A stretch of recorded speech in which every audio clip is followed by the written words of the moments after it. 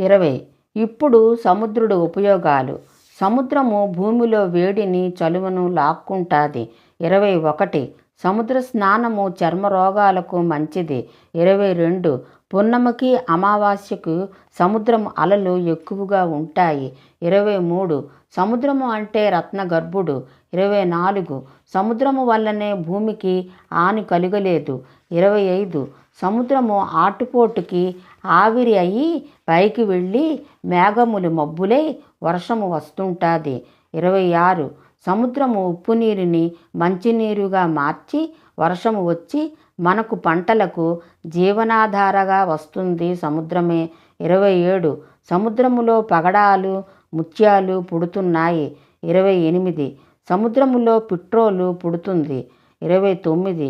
తుఫాను సముద్రము నుండే వస్తుంది. 30. పిడుగులను చాలా వరకు సముద్రమే లాక్కుంటుంది. సముద్రము మీద నుండే వేడిగాలి చల్లగాలి మనకు వస్తుంటాయి. 32. సముద్రములో భూకంపములు వస్తుంటాయి. 33. భూమిని కొంతవరకు సముద్రమే కాపాడుతుంది. 34. సముద్రము దగ్గరకు వెళ్ళి మనకు ఏది కావాలి అన్నా తీసుకోవాలి. సముద్రం మనకు ఏది ఇవ్వదు. 35. సముద్రమునకు మనం ఏది ఇచ్చినా పుచ్చుకోదు, ఒడ్డున పడేస్తుంది. 36. సముద్రఘోష మనము సముద్రము దగ్గరకు వెళితేనే మనకు వినపడుతుంది. 37. జీవజనులకు చాలా వరకు బ్రతుకు తెరువు సముద్రమే. 38. సముద్రము ఒడ్డునే అలలు ఘోష భయము. ఒడ్డు దాటితే అంతా ప్రశాంతమే. మన జీవితము అంతే. 39.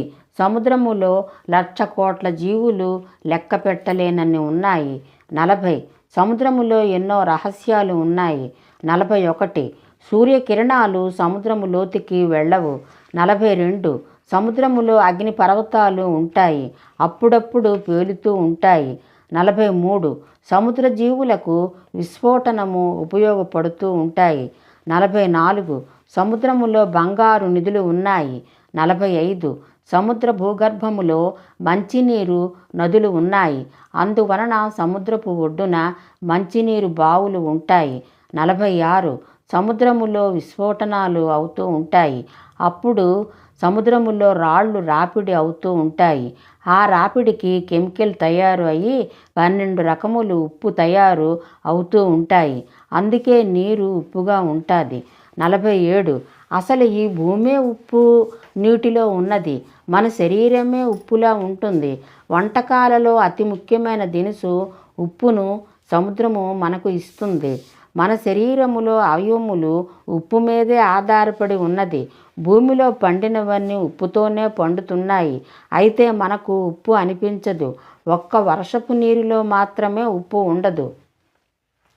49. సముద్రములో కార్బనేట్ శాతము తగ్గిపోయి సోడియం క్లోరైడ్ శాతము పెరిగి సముద్రం ఉప్పుగా మారింది. 50. సముద్రము అందరికీ ఒకటే, కానీ కొందరికి ముత్యములు దొరుకుతాయి, మరికొందరికి చేపలు దొరుకుతాయి, ఇంకొందరికి కేవలం కాళ్ళు మాత్రమే తడుస్తాయి. మన జీవితము అంతే, దేనికోసము ప్రయత్నిస్తే అదే మనకు దొరుకుతుంది. 51.